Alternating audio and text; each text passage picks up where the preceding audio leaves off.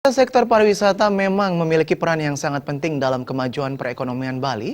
Namun kendati demikian, sektor-sektor lainnya seperti pertanian dan industri kecil menengah tetap harus mendapat perhatian. Perekonomian di Bali bisa tumbuh dan berkembang karena didongkrak kemajuan sektor pariwisata. Namun kendati demikian, menurut pengamat ekonomi Profesor Iwayan Suartana, tidak dapat dipungkiri hingga kini masih ada ketimpangan ekonomi di Bali akibat kurang maksimalnya pemberdayaan sektor lain di luar sektor pariwisata. Kondisi ini menurut Profesor Suartana perlu dibuatkan portofolio ekonomi Bali yang berkelanjutan dan tidak hanya mengandalkan sektor pariwisata, meski sektor ini memiliki peran yang sangat penting dalam perekonomian Bali.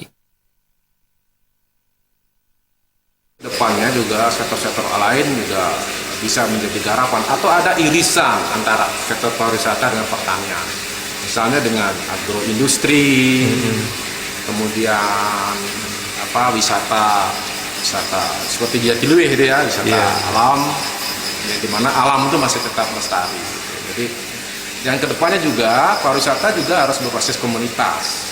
Jadi betul-betul dikelola oleh masyarakat setempat dengan kita memberikan edukasi yang baik sehingga jadi nanti kedepannya masyarakat menjadi mandiri dan bisa membuat menjadi pengusaha pariwisata seperti yang tadi sampaikan relatif jumlahnya pengusaha pariwisata kita yang berasal dari desa yang bersangkutan mungkin masih sedikit ya karena saya tidak punya data ya.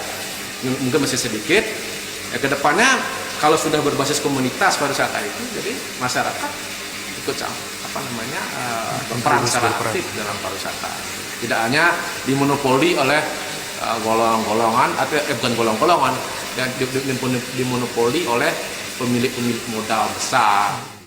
Guru Besar Universitas Udayana ini juga berharap upaya-upaya pemerataan ekonomi semakin digencarkan, utamanya yang berkaitan dengan perbaikan infrastruktur karena sangat berpengaruh terhadap kemajuan perekonomian berbagai daerah di Bali. Gargita Bali TV.